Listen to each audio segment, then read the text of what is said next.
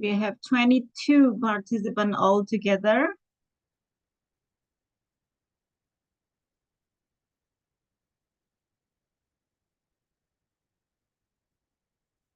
So this one is already live on YouTube. So let me start this one right away. Budui, is that okay? What is it? Sorry? So can I start right away right now? Sure. Okay, all right. But So we're actually expecting more than 50 students because I invited some. yeah, right.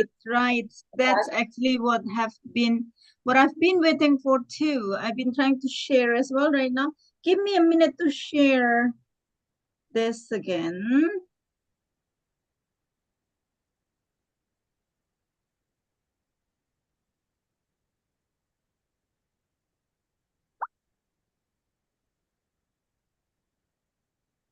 So everyone, if you are there, would you please remind the class where you're in, especially those who are in the state of academic writing, in the thesis writing. That will help you quite a lot.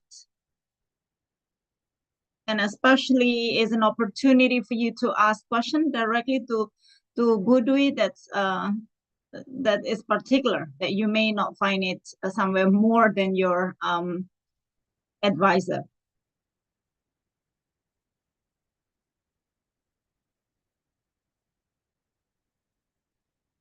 Let's have like 5 minutes.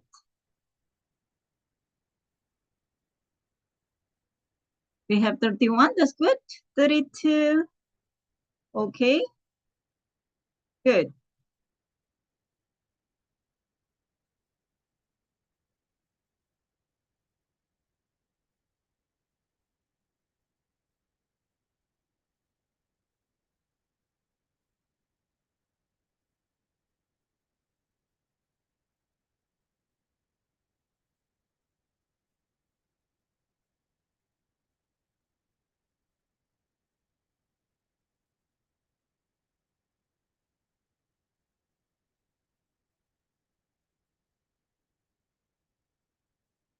$33 for 3 minutes, which is good.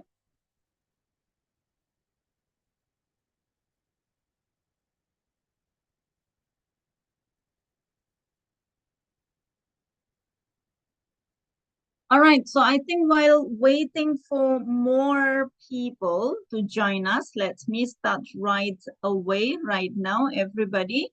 So we get 35 participants right now, and I'm really hoping there will be more participants joining us today. Assalamualaikum warahmatullahi wabarakatuh. Good afternoon, everyone. Waalaikumsalam. Thank you for Pazes for organizing this one. Thank you for Ibu Dwi for preparing this material for us. Thank you for all the lecturers for joining us today, particularly those who are already been here with us. Thank you for all students who have been waiting for this, and I'm really hoping that you will be having the benefit of the short meeting today. So today, Alhamdulillah Rabbil Alamin, we are going to discuss by Ibu Dwi will be discuss about how to publish your first academic paper. There's nothing that is called easy, everyone talking about the academic, how easy it is. Even right now, we got all the AI that is claimed to be helpful, but still the brain is on us. We should not lose the voice of what we are writing with the existence of the AI nowadays. So we'll be discussing this. Ibudu will be talking, we'll be sharing all the material, and then followed by question and answer.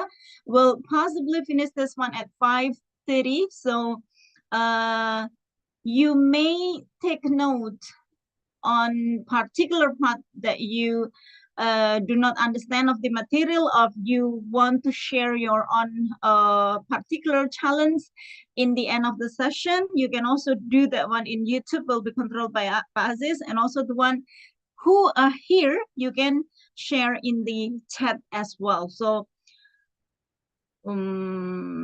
that's, I think, what I can share at the very beginning. So without further delay, Ibu Dwi Rahayu, the time, the microphone, the media is yours. Silakan, Bu Dwi. Okay, thank you. Well, so I'd like to share my material first.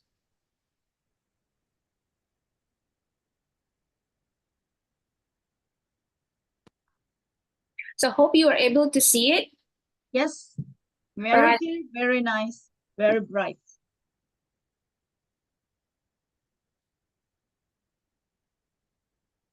So do you prefer this PDF or PPT? Everybody, this is your answer. Okay, I'll choose, yeah. So I'm going to use this, yeah. I'm going to use PPT. So, yeah, Assalamualaikum everyone. Good Waalaikumsalam. evening. Right, so today I'm going to present this topic on how to publish your first research paper.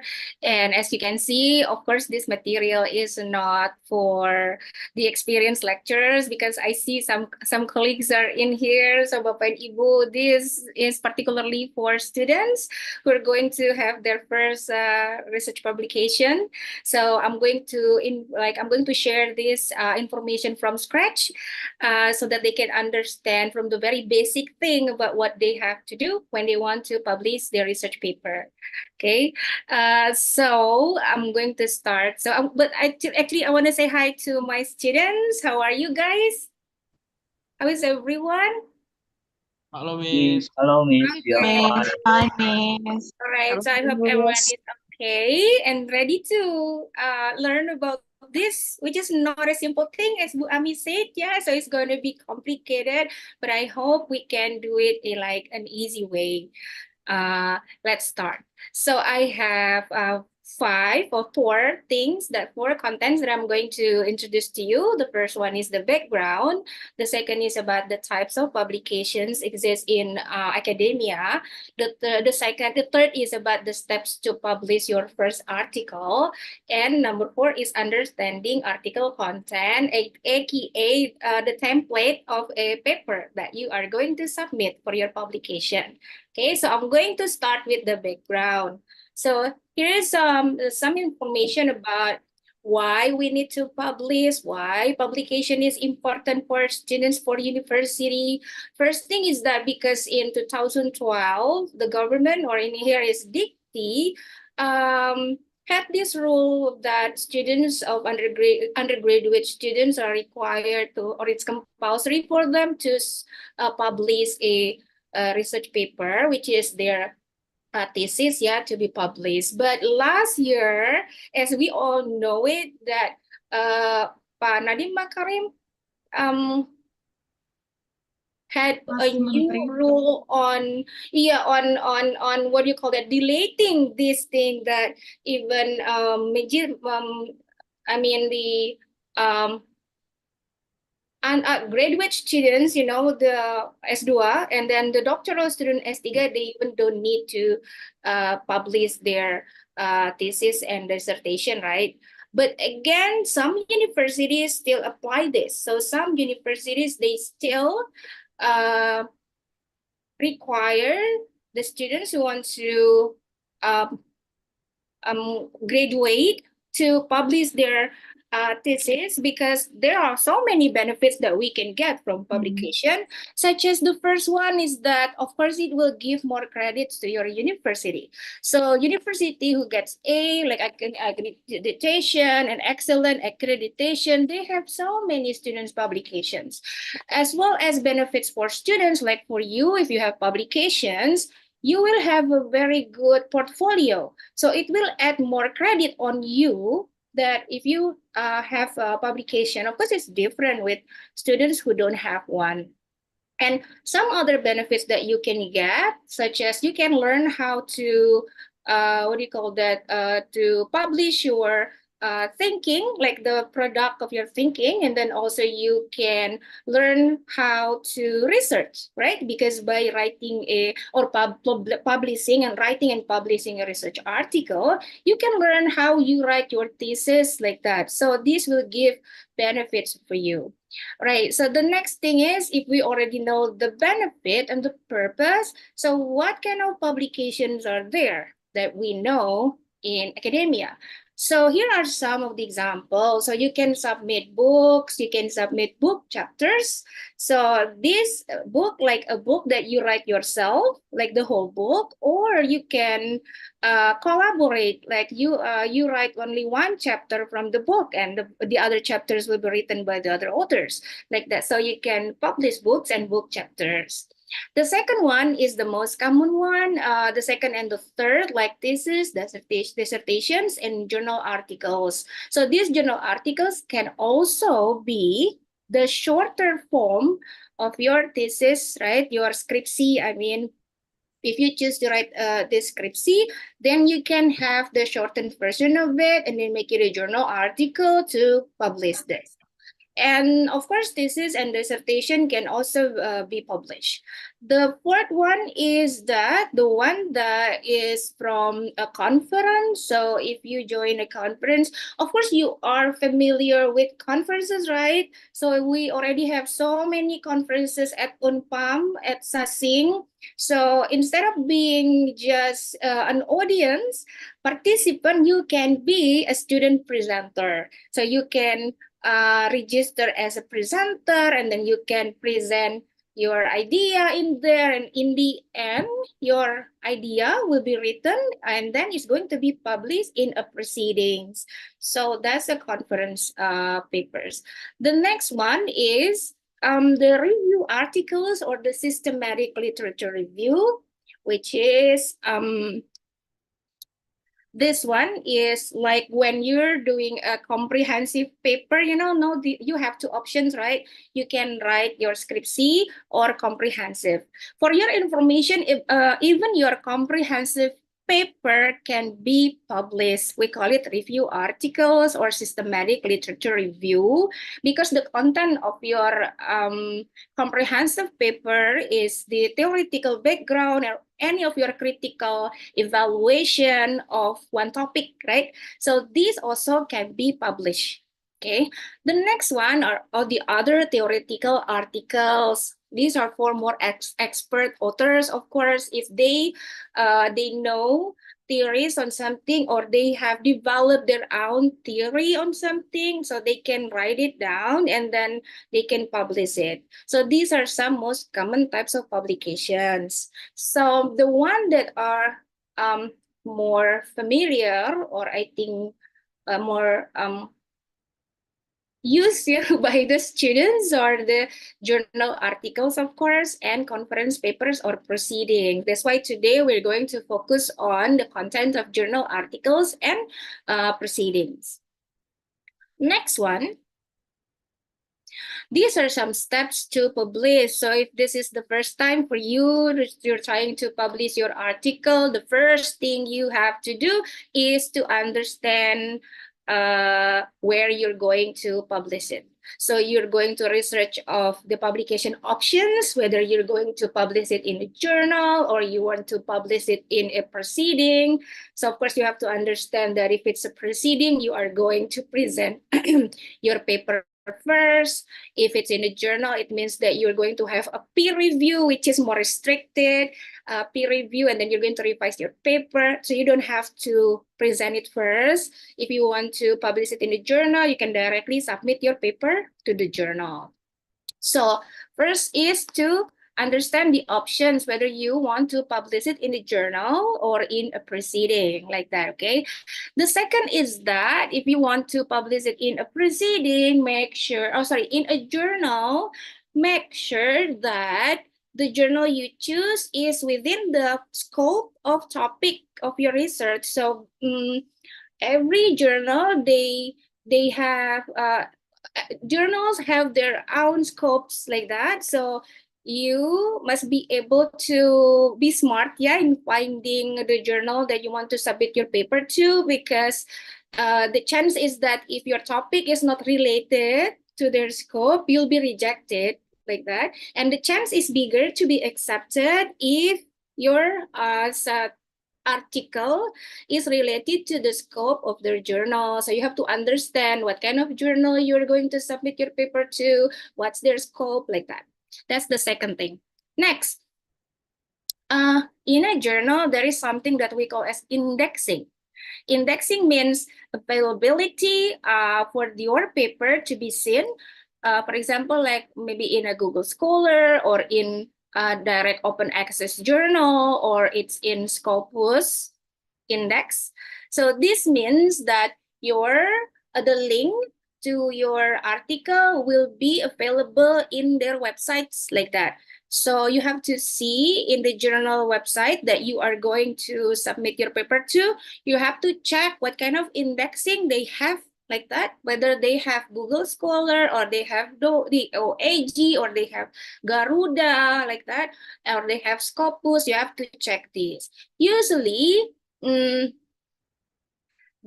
most common indexing is Google Scholar, right? So that is like the lowest level of indexing that we can have in a research publication. So at least it must be available in Google Scholar, yeah, at least. So with this, the chance for you to be accepted in this kind of journal is higher than, for example, like a Scopus index like that. If it's Scopus index, it will require more from your paper. So you have to pay attention to, if this is your first time, you are not going to, what do you call that?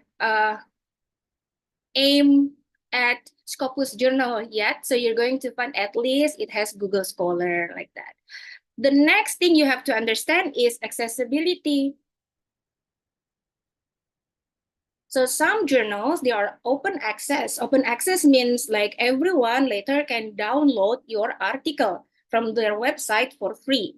But some journals are paid. So this paid journal, usually according to the index, will be Scopus and the like, and alike like that. So if these are closed access, not open access, it means your readers are going to pay if they want to access your article like this. So of course, you're going to try to find the free access one, right? So these are available, but you have to check.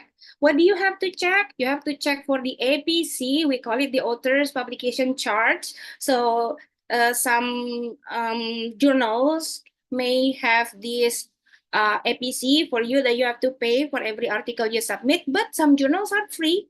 So you can try to find the free ones, but at least they have the Google Scholar index like that, yeah. Now, if you have any questions, please keep it. Later in the end, I'm going to give you the chance to ask questions. The next thing you have to pay attention to from choosing the journal is the accreditation, guys. So accreditation is very important, yeah. At least this journal has ESSN. That's for publications of some publications that have series like volume 1, volume 2, volume 3, like journals. They usually have ESSN. And they also can be like book. A book is ESBN 1 because this one is specific to one specific publication only. So at least you have to find that, oh, this article has ESSN and this article is indexed in Google Scholar and this article is free. Nah, you're going to try that first for the first publication, okay? Next, if you think you want to challenge yourself to a more challenging journal, you can find the one that is accredited as SINTA, recognized by Dikti. So this is from our government. So our government will give this accreditation to well-reputed journal. If this journal are good, so they're going to get accreditation from SINTA 1, SINTA 2, SINTA 3, 4, 5, and 6, until 6, yeah. The best one is SINTA 1. So like it's not like number 6 is the best, yeah, but the best like SINTA 1, that's the best accreditation. Usually it's very hard also. I mean, it's harder for you to be accepted in SINTA 1. So pay attention to SINTA. At least you can try like SINTA 5 or SINTA 6. you can see this all of this information on their website. So when you open one journal website, you are going to see all of these informations. Okay, next, after you choose the journal, then the next thing is to prepare your article. So you are going to prepare your article by the first thing is paying attention to the template, because each journal has their own format. So you have to pay attention to what kind of format they want and the number of words they require, like the format, the word counts, etc. This technical thing, yeah. Number two, pay attention to referencing format. So this one, these days, we do not do this referencing references or referencing format manually, but we use this tool. So you have to be familiar on how you use Mendeley, or you use Zotero, or you can use Publish or Perish that can help you to retrieve sources.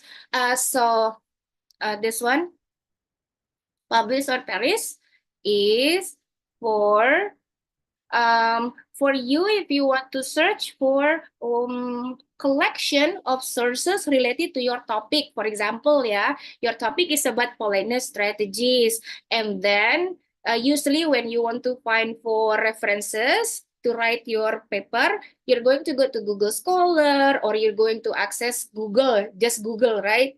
But Publish in Paris will make it easier for you and faster. So if you have Publish in Paris, this is a software that you can download. So from this website, you can directly click the keyword politeness strategies, and it will show you all the most relevant, only the relevant sources, and it will give you the one that has more citations. So Publish in Paris give information about metrics. So the most, what do you call that?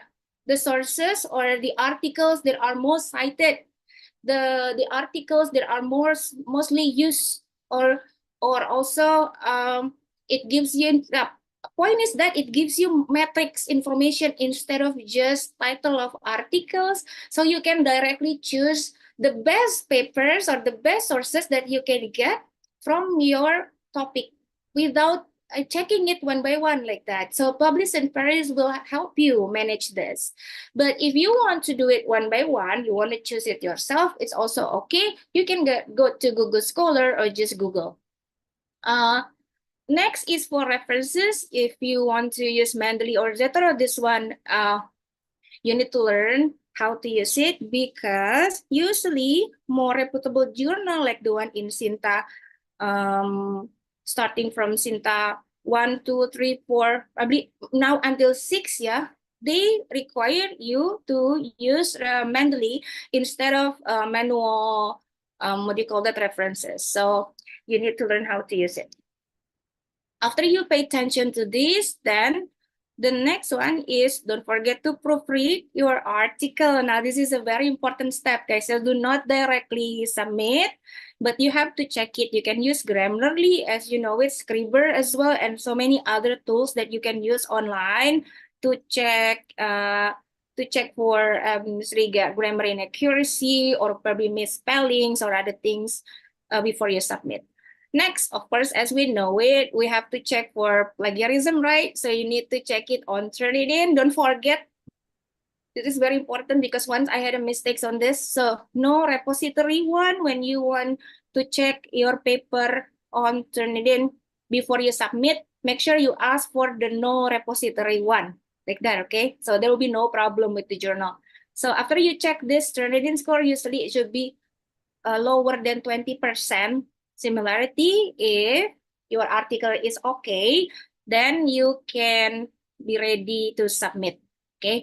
Except there are other requirements, like some journals will ask you to write your cover letter or statement of originality, but this one is case by case, right? So after you are ready with your article, so the next thing you have to do is to submit your article, okay?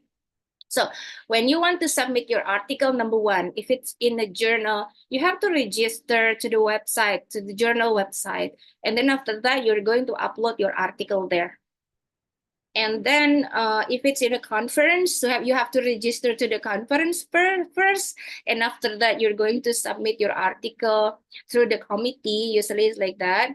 And then the same thing is that you are going to wait for the review. So there'll be a review process when you have to wait for the review results.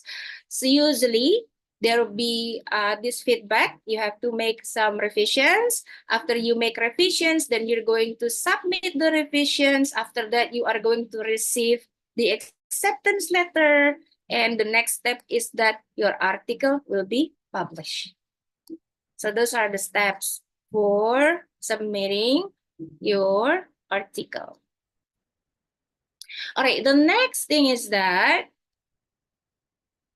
so after submitting your article in here until the end, your article is published. So now we're going to see understanding the article content. In here, what we are going to discuss is the journal and for proceeding paper template, yeah, guys. So here is also, this is also the one that you're going to use for your discourse analysis class in my class. So the title should summarize the main idea or ideas of your paper. So this title must be concise. It must have all the variables of your research. For example, you're going to research on politeness strategies on a movie. So you have to write specifically politeness strategies. That's variable 1. And then variable 2 is whether it's in a movie or it's in a talk or it's in a song or anything. So you have to write it down. And specifically, if you have the set scope of time, the context of time, this also needs to be put like that. But again, to be brief, it should be usually less than 14 words. And then after this, you're going to write your names. So the order of names are from 1, 2, 3, 4, 5, can be more than 5. But you have to pay attention to the rules, again, guideline from the journal, because some journals, they limit the number of authors. So you have to see whether it's okay to have this many authors or not, like that. But for proceeding, usually it's free. If you have 4 authors, they're still okay. The way you order it is that if you are the first author, means that you give more contribution to the paper. AKA you are the leader, like that. So if you work together, yeah, you collaborate to write. So it means that you are the leader of this project. And after that, the second, the third, it's really up to you. But it is usually based on the contribution of the author. If you do it for a subject or something that you need supervision from your lecturer usually will be the last author, like this. So you have to include all the all people that contribute to the writing of your article. That's for the author's order, yeah, guys. Next, we have this information about the name of your department. In your case, it will be English department or English literature. Name of faculty is the Faculty of Letters. Name of university is Universitas Pamulang. Or in this case, if you want to make it into English, you can use University of Pamulang. And then the city, it's in Tangerang Selatan. And then your is the code, postcode for your university and Indonesia, like this. So if you want to be complete, this is how you write the information about you. So if authors 1, 2, 3, 4, like all of these are from the same institution, you don't need to write it repeatedly. So it's just 1, 2, 3, 4, like this, as you can see. So it says that all authors are from the same institution. But if you write like from different institution, you're going to write like 1 and 2 from Unpam, and then 3 and 4 from Unpad, like that. So if you are from, so what you have to pay attention is that if you there are more than 1 institution, you have to write that in the information about the university like this, yeah. But if the authors are from the same institution, you just need to write it once. Next, abstract. What do you have to write in abstract? Abstract ideally should be written in the end after you finish your article. So this is not in the beginning, because in the abstract, you're going to write the findings and the conclusion and the implication of your study. That's why it should be in the end. So it's a brief summary of your article. So it will tell firstly about your aim. After your aim, you're going to write about the method that you do in 1 or 2 sentences. Okay, so I will repeat, yeah. So in the abstract, you usually write 1 sentence about the aim, like 1 sentence about the method, 1 sentence about participant, 1 sentence about the maybe more 1 or 2 or 3 sentences about the findings, and then make a conclusion and tell the 1 sentence about the implication. That should be around 200 to 250 words, yeah, guys, in the abstract. Next, you have keywords. Remember, for keywords, I think you need to note down, dicatat ya, takutnya nanti lupa because there are just already too many things I told you about this. So what you have to write in the keywords are that it must be based on alphabetical order. So you have to write A first if your keywords are the most important words that, related to your topic. If politeness strategies, for example, so you write P, politeness strategies, and if you have politeness strategies in Asian movie like that, so Asian movie becomes one of your keywords, right? So you write A first. So in the keywords, you write Asian movie, comma, politeness strategies, comma, like that. So the order of this word in the keyword must be in alphabetical order, yeah, should be A, B, C, D, E, like that. So that is about keywords. Now let's move on to the next part in your writing. You will write the introduction. Now, what do you write in the introduction? Firstly, Amalia already has a question later, yeah. You can drop your questions in the chat, everyone. Later, Bu Ami will choose the one will be answered. All right, so I'm going to continue with the introduction, yeah. So in the introduction, you will write a few paragraphs. Firstly is about the background of your topic. So you have to explain what kind of topic you're discussing, what is this called, give a definition of politeness strategies like that. So it's giving us the very basic information about your topic. And after that, you are, oh yeah, by the way, when you write your background, you have to use references, yeah, guys. So we understand what kind of movie, what is movie. For example, if that's your topic, what is movie that you use, what is the definition of movie that you use in your article, because there are just so many definitions. So you have to write in your background that we are going to write about this movie, and movie means this according to this. So you really have to limit the scope of your topic. That's you need to explain it in your background. That's why in your background you have to use references as well, make citations. Next, the most important is that you have to tell that this topic is very important to research. So when you choose a topic, it's not only because you like it.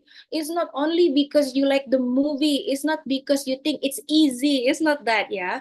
But you have to think about what's the significance, what's the importance. After I finish with my research, what contribution will I give to my readers, like that. So you have to think about the importance of your topic like this, and then you need to explain, you need to make one paragraph about how important your topic is and why you need to research about this, like that. That should be in the introduction too. Next, you have to state the gap. The gap means you're going to tell that from all of these sources or references that I have read related to my topic, I haven't found any research on this particular object. For example, all the movies are all about horrors. I haven't found about drama, and my topic is about drama, so my topic is unique. So gap will tell us that your topic is not the same. Similar maybe, but not exactly the same with the other sources, other publications available related to your topic, like that. So it's very important, yeah, guys. It's because it's going to tell us that you are not plagiarizing, you are not copy pasting other people's work. You have to make a statement that there is a gap between what's already available with what I'm writing right now, like that. So that's a very important part in your introduction. Lastly, you end your introduction with your aims. So you're going to write, this research aims to find out or aims to answer or research on blah, blah, blah, blah, blah. So you end it with that. That should be in the end of your introduction. After the introduction, we have part 2, is the literature review. So in this part, like I already told you in our discourse analysis class, guys, some of you are from my discourse analysis class. So in your final project, I asked you to write this, right? So if your part is the literature review, guys, it means you are going to read a lot, okay? Because you cannot write literature review without reading. So if you get this part, it means from now on, you have to search for at least 10 sources, 10 articles, 10 research, 10 anything that you can find from the Google. And after that, you're going to read all of them, and then you're going to summarize the content. So your job is to read and report your reading, like that. So you're going to read and you're going to report your reading, but not by copy pasting, yeah. You're going to report your reading by summarizing and giving your critical overview. So you're going to give your critical opinion about this article. So what do you have to write in the literature review? Yeah, first you read, okay? Number 2, you're going to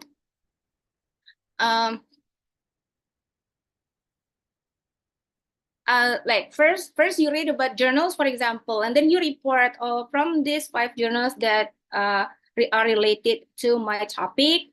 The first journal reported this, the second showed this, the third implied this, like that. So all from the journal first, yeah, and then you make a conclusion from all of this journal. You can conclude that what after that, secondly, in the literature review, you are going to write about your theoretical framework. This is the theory that you use in your own research, like that. So there are 2 parts in the literature review. First, you report about the reading from the journal article. Second, you're going to explain about the theory you will use. For example, you're going to use Levinson's theory about politeness strategies. So you're going to explain that there are 4 types. The first one is bolt-on record, for example. So you're going to explain it one by one.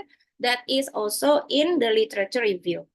Okay. So once again, there are 2 parts in the literature review. First is to report your reading. Second one is to explain about your theoretical framework, the theory that you use in your article. That's why you are going to use subheadings from this. For example, to literature review, right? So 2.1 is research on something, your topic, like that. And then you're going to report. The next subheading 2.2 is about the theory of politeness. So that's the theory that you use. So you have to divide it into sub-chapters in part 2. Next, after literature review, the next part is the method chapter. This one is shorter than the other parts, but you still need to explain what kind of approach that you use to analyze your data. Firstly, you have to tell what kind of research you're doing, whether it's qualitative or quantitative or mixed, and then you have to give a definition. Don't forget, yeah, guys. So you have to use a source, a reference that says that for example, qualitative research is blah, blah, blah, blah, blah. So it's not according to you, not according to you, but according to your source. So you have to find out a source that says this the kind of definition, and then you're going to cite it. And after that, you're going to inform about the procedure you use, firstly, from how you collect your data, you have to tell about your source, data source. Data source will tell what kind of object you are using, like how long the duration of your, if this is a verbal, for example, a video, you have to explain in here how long is the duration, where did you get it, from what channel, and then the title, the publication year, so on, everything in detail about your data, you have to explain it in the meta chapter. And after that, you are going to explain about how you're going to analyze your data. You're going to explain that you are going to analyze it using a theory of something, or you're going to analyze it using, for example, if it's quantitative, you're going to explain that you're going to analyze it with SPSS, for example, or any statistical tool that you use. So point is that you have to need to explain and use references as well for the meta chapter. Okay. Next, the most important one, that's the results and discussion chapter. In here, you're going to firstly report your findings. Findings means from your analysis, guys. For if you already have the transcription, for example, of the movie, or from the short talks that you use as your data like this. So after you transcribe it, and then you are going to analyze it, right, to find out. So this one is finding 1, finding 2, finding 3. You are going to make it into a table. So you're going to show first, that's the general data that you get like that. So after that, you're going to explain it one by one from this. So you're going to, you're going to use pictures, you're going to use tables, you're going to use fragments, examples, samples from here. For example, again, politeness strategies, and then let's say find 3 off records. 3 off records, let's say like that, yeah. So you're going to first put that number in the table first, and after that, in the discussion, you are going to explain like why do you think those 3 are off record, and then you need to explain the meaning of this. So you're going to choose, for example, if there are 3 findings, you're going to choose one as an example to be shown in this finding chapter. So you give one example. This is one of the examples of the off record, and then you're going to copy paste the fragment. The fragment is taken from that transcription, and after that, you're going to explain why do you think this is off record? What's the meaning of this? Or you're going to make a paragraph to explain about one data, and then you will do it repeatedly until you finish things in the table. Let's say in your table of the finding, you have 100 findings. So it doesn't mean that you have to explain one by one of that 100 findings in your discussion, especially for a journal or proceeding article, guys. But later for your script C, you're going to explain all. If it's 100, you're going to explain 100. But for a journal article, you're going to choose only 1 or 2 examples from it, at least one from one type of finding, and then you're going to explain it in one paragraph like this. So it's just a representation or just an example of your finding, because journal and proceedings are the shorter version of your research. Next, after this results and discussion, you are going to write the conclusion, right? Yeah, so the conclusion, most importantly, is you have to repeat stating your aim again. Firstly, again, you need to repeat stating your aim. And after that, you are going to summarize again the findings, directly to the findings and conclusion, summarize it. It's very good. It will be very good if you can relate your finding and your discussion with your references. I mean, in the conclusion, you're going to discuss about how is your finding compared to other people's finding in the same type of research. You know what I mean, right? So you have read, if you write literature review, you have read about other people's research, right, related to your topic. And after that, in the finding and discussion, you have your own results. So in the conclusion, you are going to compare your results with those references like this. So in here, you're going to see whether your result is similar or different or exactly the same with the other research. Like this, that's for the conclusion. And then you end it with a recommendation for future research. You end it with the contribution you think you can give, and then your suggestion about what you have to do or the next researcher should do. That should be in the conclusion too. In the end, you're going to, so acknowledgement is optional. You don't need to write it actually just directly to the references. In the references, don't forget, I really recommend you use Mendeley so you don't have to type it one by one, because students' problem is that because you have to follow this format, which is very strict until the comma, the full stop, the caps lock, you really have to be accurate in everything, and it's confusing. So it's better you use Mendeley, such thing as Zotero, so that you don't have to think about the comma and full stop, because Mendeley will do it for you like this. But if you don't know how to do it and you want to do it manually, make sure you write it correctly. You have to use APA 7. And again, academic paper, you have to be accurate with this, yeah, with this small thing until the full stop and comma. Now, that's it, I guess. Everything I would like to share for now. So now it's time for Q&A. I'll give it back to you, Bu Ami. Wow.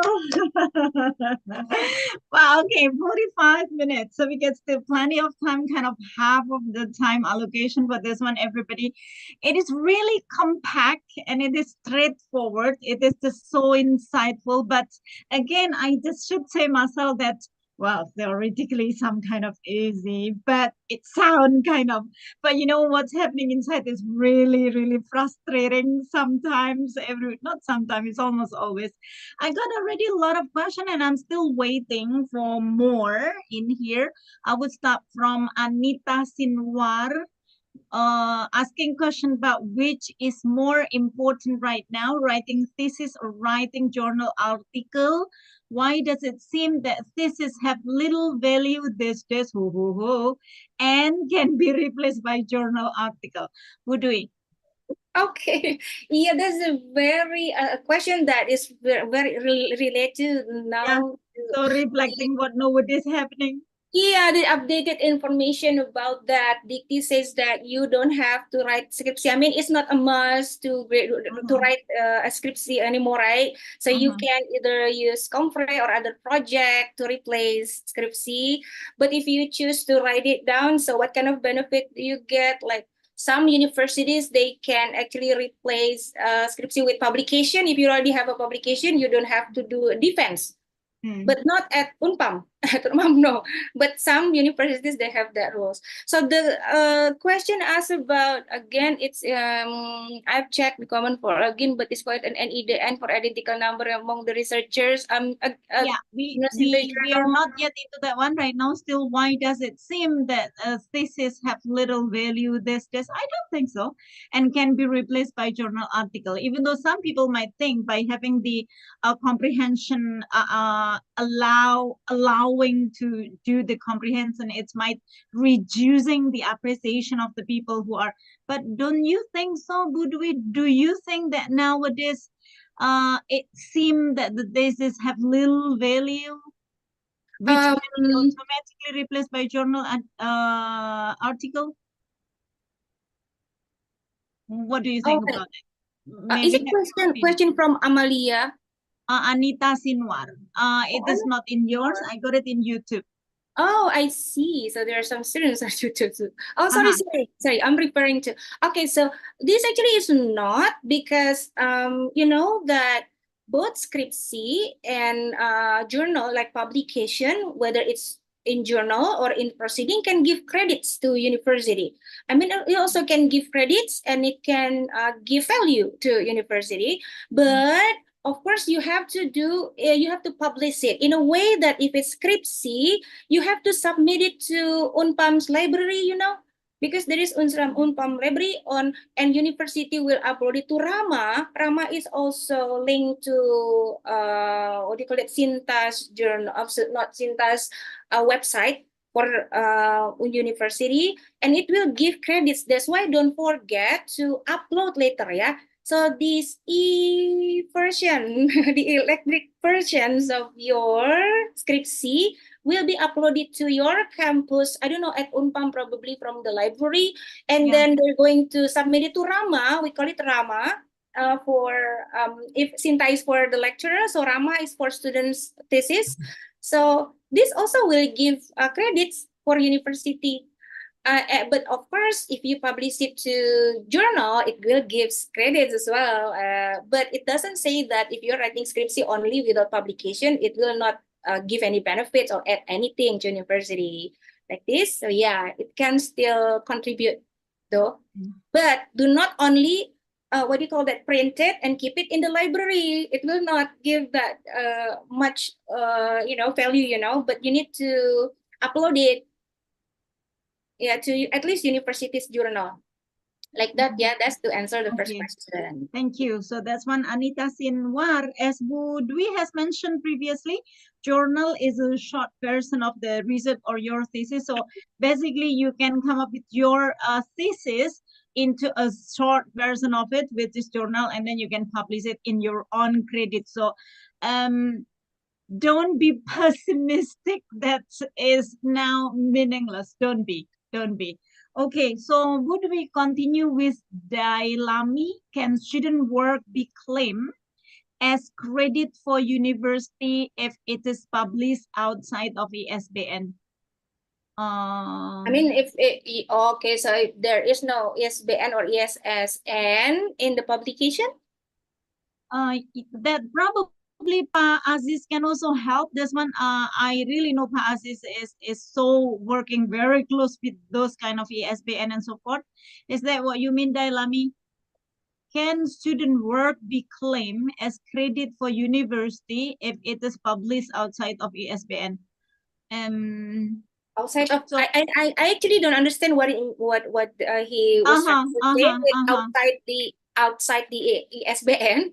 probably no, I'm assuming right now when somebody is publishing a book, for example, or publishing work in poem or in a column in the some kind of magazine, online magazine, for example, can that be recognized as a student work which bring a fortune, which bring a credit to the university?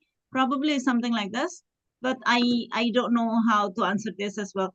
Pa Aziz, can you help us? You might know further about this. Dilanjut ke next question aja itu. Okay, so be back later, Dailami.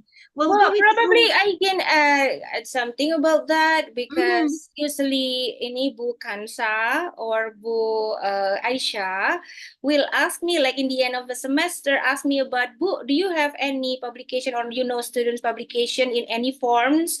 Usually they will ask for that, and then why don't you, if you have any publication, why don't you just report it to Bu Kansa? Yeah, they know like which kind of, like what kind of publication there are credited like that, which has value. Oh, Yeah, so usually yeah. I think that's the only thing Yes, exactly. This is one of the ways. So again, when you got some kind of achievement outside the campus, which we may not realize, everyone, all you need to do is to report that one to the campus authority. For the time being, we got like Bu Aisha, for example, who's dealing with all the work with the kemahasiswaan or the student. Okay, we continue with Ruman Jailani. Hi, Ruman, you are my beloved. What are the key strategies and methodologies for crafting a comprehensive and impactful literature review in the context of a journal article? Wow, your question is so good. Yes, Budui. Oh yeah, basically you have to prove that you have read and then a lot, and then you can analyze, interpret, and then you can give your critical review of your reading. So it's not only that you read about this and then you report it, but you also need to make an interpretation of this, especially when you read from A and then B. author A and then author B, author C, then you're going to analyze the differences between those results from other authors. So, and then you're going to inform that, okay, that's a good point, but I think there is a gap. So in literature review, you can state the gap that from those readings, so I did not find anything that is related or same with my research.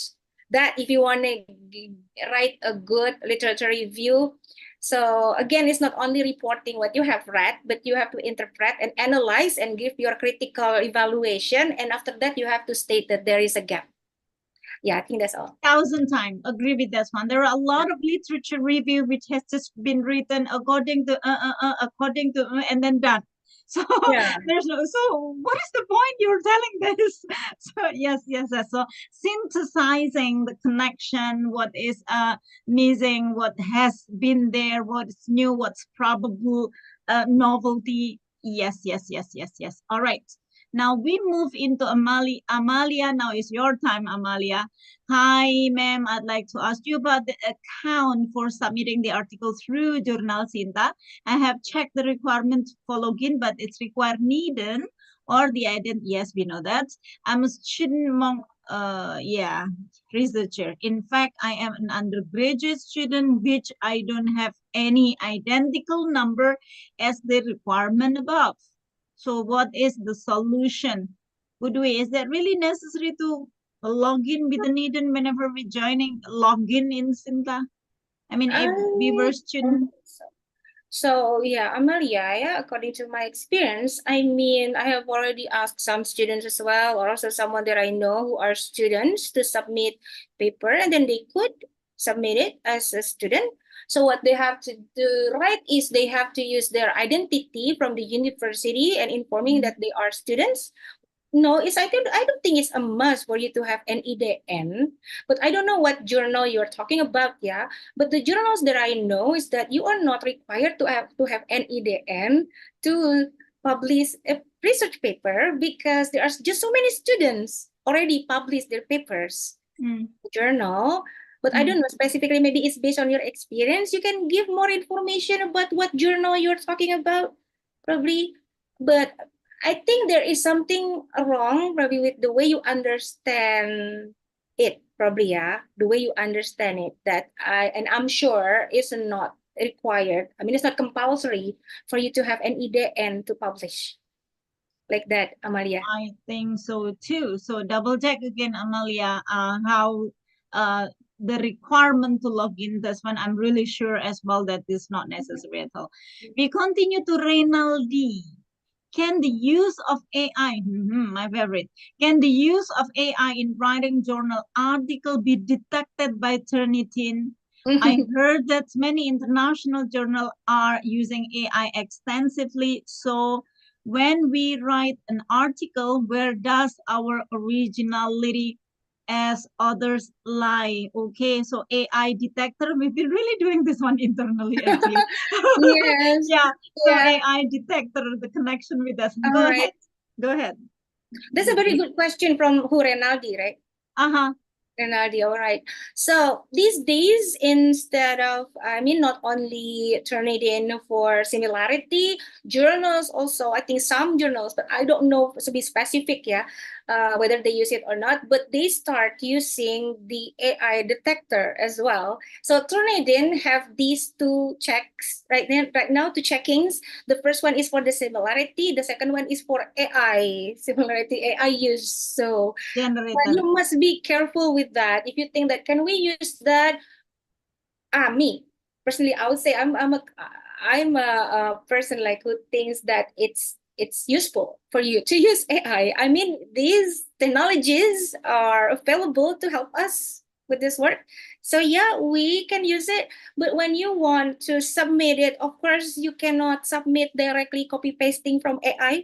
So what you have to do is you're going to tailor it according to your needs, according to the purpose, according to the journal, what they require, like that. So if you already tailor it according to your needs, it's not going to be 100% copy pasting from AI. And then when it's checked on the AI detector, hopefully it will not as big as if you write 100% from AI, right? Yeah, so I think that's my perspective. Yes, you can use it to some extent, but of course you are not allowed to directly use AI to submit because that's also part of plagiarism. And be careful because nowadays they also have AI checker instead of only similarity checker. I think, yeah, AI detected. that's about AI. Yes, so a wonderful answer as well. Yes, at the very beginning, if you remember, I have mentioned that do not let AI lose the voice of your work. So do not let AI control what you are doing, but you control AI of, having a goal of what you actually want to do. So that is the really big mistake or misperception of how people work using the AI. So we are not controlled by robots. We go into Muhammad Afri, Arya Ardila. Miss, I want to ask question. We do research about politeness strategy, especially in maxim aspect. My question, do we need to include maxim in abstract keywords? And how about we cited from blog spots that belong to linguist experts, for example? Is that okay? Would we back to you? Okay. Politeness strategies maxims, they are part of your keywords, Apri. For example, yes, yeah, for the first one. And for the second one from the blog, no, it's not recommended. Blogs are not recommended. Even though this one is a linguist expert. Who anyone can claim themselves as a linguist expert.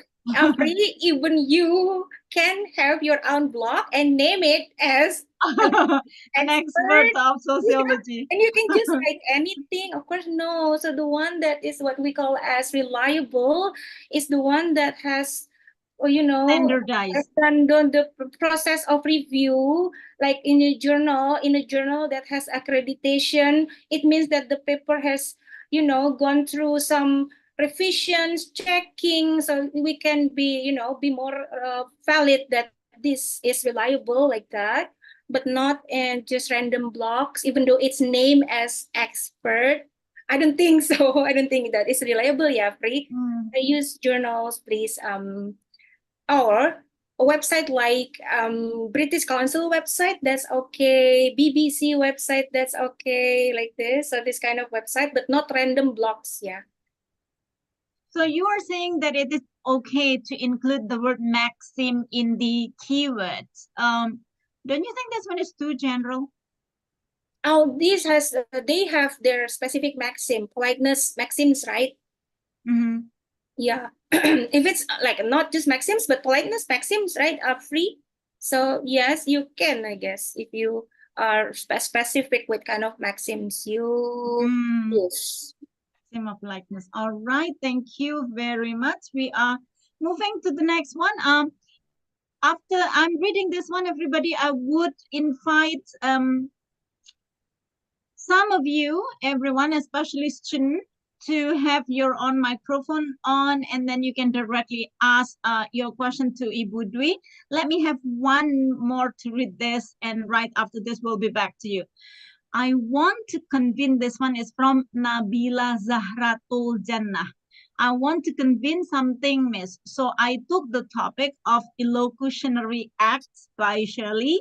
There are 5 types. So in the result and discussion part, I will show the total number of results of my analysis in the table. Then in the explanation section for each type, I only explain one piece of evidence for each type. Is that right, miss? Okay.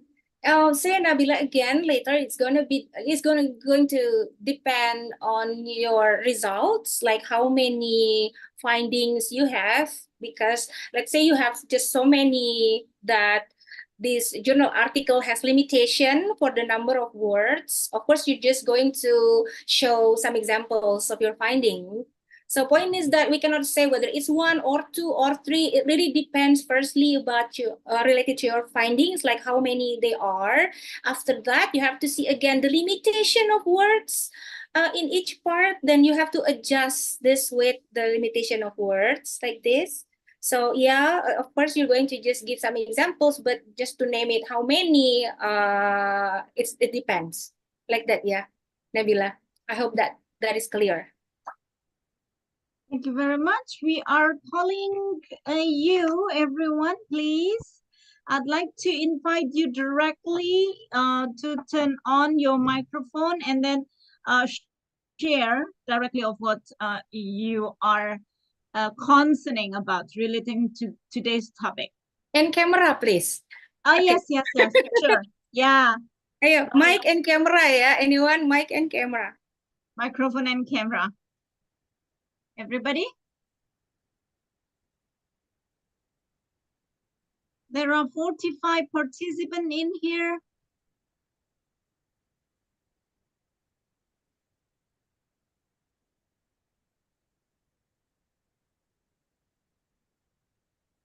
Go ahead. Are you sure you're not going to ask any? Are you sure you didn't have any problem to concern? Are you sure your research is going okay? Good afternoon, Miss. Good afternoon, Muhammad Afri Aryadila. Go back to you. Yes, the time is yours. I want to ask again for the method that we use in our research. Do we need to use quantitative or qualitative, or is it depends on us? Thank you. Okay, Afri, why is it so dark in there? Yeah, I can see. My camera is so bad. All right, so Afri asked about the method that really depends on your aim, right?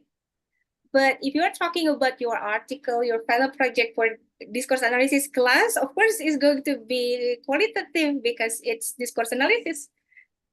Afri. Okay, I see. Thank you, Miss. All right, thank you, Afri. Thank you, Afri, for joining us. We are still calling every one of you, please. Okay, while waiting for some people who'd like to join us today, especially sharing the idea, the concern, the challenge, I'd like to inform you the next month topic for Thinker Talk is unlocking everyday interaction, the application of psycholinguistics in daily life. Should you really concern on your thinking to have the topic for your writing or maybe ongoing thesis or publication that you like to do, so please do come or inform your friends as well. Unlocking everyday interaction, the application of psycholinguistics in daily life. Well, that is really something that is happening on daily one. Right, we'll be back again to call you, everybody. If you'd like to join us and you have some concern, you get a question, you get problem that you need solution. So I think this minute is yours. Go ahead. Oh, somebody, Amalia again. Thank you, Amalia, for coming back. Another question for me, ma'am. I have checked the Turnitin to check my paper plagiarism score, and surprisingly, Turnitin detected a few parts of my paper as plagiarism. I'm totally confused because I wrote my paper. I wrote my paper as well as I can, and I'm not doing any kind of copy pasting from any source, but still my Turnitin score is increasing. Could you mind to give solution about the problem? Would we come back to you? Okay, Amalia, thank you. Amalia, this is the second question here. And I think Amalia good fine. I do appreciate your being so attentive. Not from my DA class, but okay, I think you are interested in a publication, as I can see.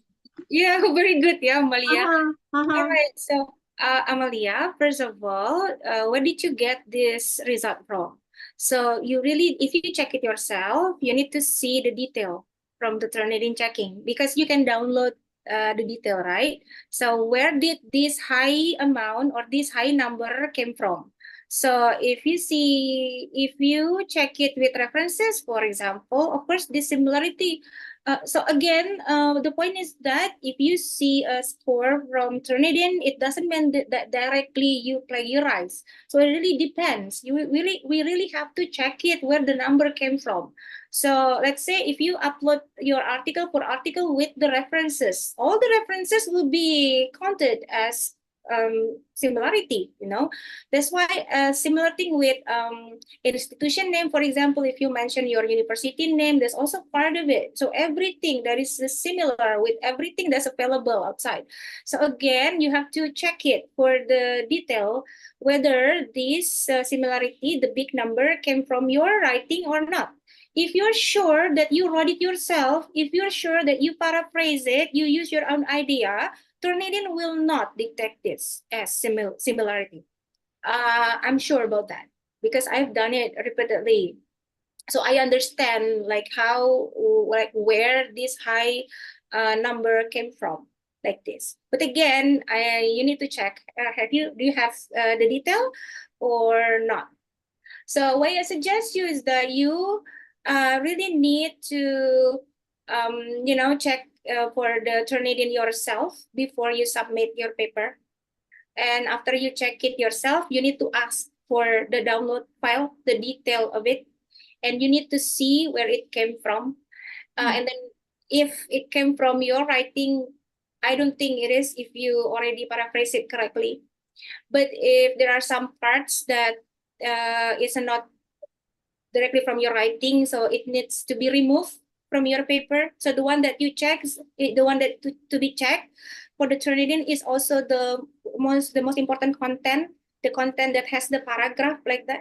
So you need to remove all parts that are not shouldn't be checked on Turnitin like this, and then will help you to minimize the similarity rate. I think like that, yeah, Maria. Absolutely. Amalia, I'm calling you right now. I'm inviting you to have your microphone on if you're here, unless you're from YouTube. Oh, but you're here. Yeah, Amalia, why don't you use your mic so that it can Right. be You can explain in a spoken form why that is. Amalia.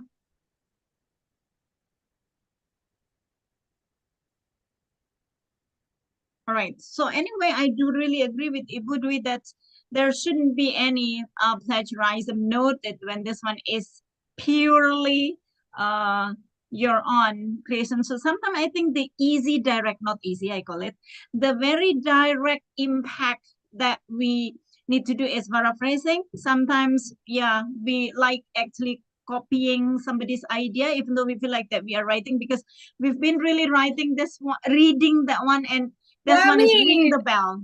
It seems that Amalia, like, I'm so nervous to open my mic. Why so? Oh, goodness. Amalia, come on. God. Use your mic, Amalia. I mean, if you want to get a clear solution to the problem, Go you ahead. use your mic. Come on. Oh, gosh. Where are you from? Come on in. Come on in. Hey, Amalia. Come on in. Come on. Hello, ma'am. Hi. Go. Yeah, and be on camera, please. Where are you? Oh, my camera is broken. I'm so sorry. I cannot open my camera right now. All right. Yeah. Tell yourself, how is it? So where is it from? Have you downloaded the PDF with all the colorful thingy, blue, yellow, blah, blah, blah, and where is that from? Oh, I've checked from Turnitin that the score identical was detected as plagiarism. That my paper, the similarity is from the subject, like the vocabulary, the specific vocabulary. What's the number? I mean, what's the result score? I don't know the specific number because um the checker of my plagiarism is my dospem, Mem Triana, and I just known from her. so that I am so very confused about the score. I got it. Actually, I got it. Yeah.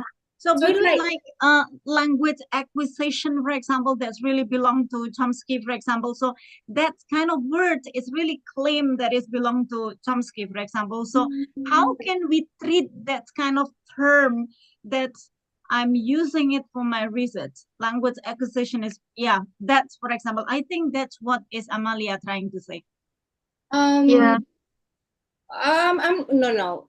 I don't think that it's because just one or two words. There are some words that belong to specific theory that probably you, even if you just make direct quote, means you did not paraphrase, even if it's just one or two direct quotes, it will not give you that big That score. very heavy similarity. I don't think similarity really if it's big, if it's in the paragraph, it's because that it's not paraphrased correctly.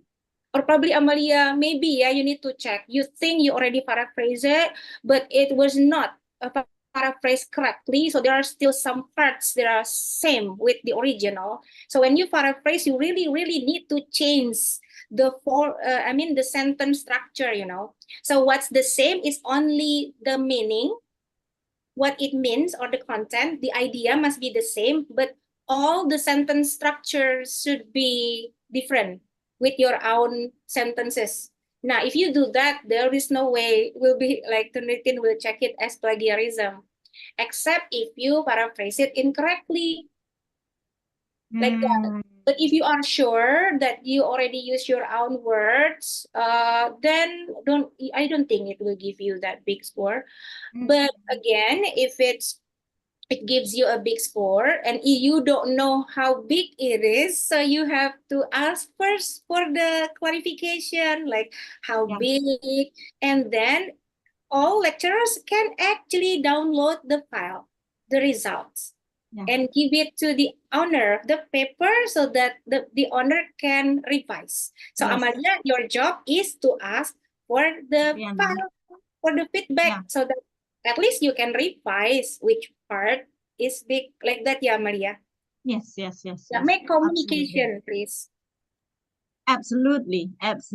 Means by having the downloaded file, you can see which one is the purple one and where it is from, detected from, and then the blue one is coming from, what percentage, how big is that. So you exactly know which part that you need to re-paraphrase again. Yeah. I think you need that. Yeah, Maria. I hope that helps you. Does it answer you, Amelia? Yes, ma'am, but I still confused because my subject is anxiety disorder, which is psychoanalysis, and from many sources I have checked and I have read it. I still found that there use the same specifically vocabulary, ma'am. So I'm so confused to paraphrase it to any similar words. What kind of word should I use it? Got it. The real term, Budwi, like what I have mentioned just now, like language acquisition. How can we paraphrase? Because this one is the term that the expert use, language acquisition. We may not be able to come up with any. We are not an expert, so we don't create a new term for that one. And that is part of the percentage which make your similarity bigger. Answer is still the same. I don't think so. If it's just because one or two words from the theory, so it will give you a big similarity score. I don't think so. It will give you similarity, but will not, as not that big. much. Not that big. No, of course not. So again, you cannot be sure, but what the answer is without seeing the exact detail about where the number came from, like this, Amalia. So what you have to do is to check for the detail first. Approaching Ibu Triana in a super very well manner. No, why don't you check it yourself? You right now actually can check it yourself. There are so many paid service there just to check for Trinidad. and it's not expensive. What you have to do is just pay like not really much that much, and then you can have the detail of your result like this. You can check it outside. Why don't you just Google it and then I mean you can check it outside for Turnitin, and now it's available everywhere. Thank you, ma'am. Yeah, okay. You can also clarify to Butriana to show that I indeed read that one, I indeed got that source, and I have no value, I have no authority to change the term. I don't know. Well, since I don't know how much is the percentage of your similarity, so we cannot talk much about it. Thank you so much for coming and join us, Amalia, and we wish your writing will be considered soon for your publication, for your sidang. Thank you very much. We wish you all the best luck for that. Okay, we're calling somebody else who are here, particularly student who would like to join us in quite our last minute. Adisa, ma'am, I want to ask something. Is it okay if I only open microphone because my laptop camera does not support clear image? It's okay. Join us. Adisa, the time is yours. Hello, Miss. Hi. Hello, ma'am. Is it my voice clear? Yeah. So yeah, I want to ask a question. Like after I did the literature review, my understanding was reporting the opinions of experts and construct an argument based on their insight. But however, in the middle of listening to the presentation, there is a question like, is it necessary to make comparisons in every topic or subheading for some expert? Or is there an alternative approach to effectively convey the expert knowledge and my personal arguments, and of course with the references to the expert sources? Thank you, ma'am. Very good question. Very thorough and so insightful. I mean, reaching into the synthesizing the paper. Budwi, have you got it? Seem like that you are a little bit Yeah, like that. actually, I'm just just thinking about what. Okay, can you again explain what the question about? So like my understanding about the literature review actually like reporting the opinions from the expert, and then I make the personal arguments based on that. But when I listen to the presentation before, it is we must do like comparing one expert and another expert. So is it a must to do that, or I can just like reporting Oh, the I see. expert? Okay, Miss, thank you. All right. Yeah, if you want to have a comprehensive literature review, you're going to do both, because you read not only one source, right? One author in the same topic or similar topic, but you have some. Let's say there are some authors and you think it's very similar on the topic, and then you're going to compare the result from A, B, and C, but of course not really like in detail. In this paragraph, I'm comparing A, B, C, D, E. No, but you are reporting. In sense of reporting, in when you say I reported and then I give my opinion, when you report, you have to report what you read. Like for example, you read A, B, C, D, and they give different answer. They give A, B, C, D. That's reporting, right? But when you report it, you tell what you read like that, including the contradiction, the controversy, the differences they have. That's part of the reporting. And after you report, then you can give your opinion. That's the critical opinion. Like that, Adisa. Okay, thank you, ma'am, for the for answering my question.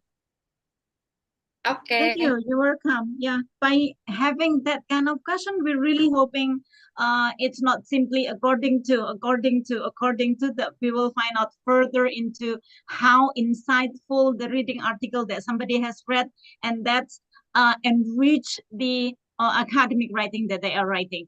Do you have any further question, everybody?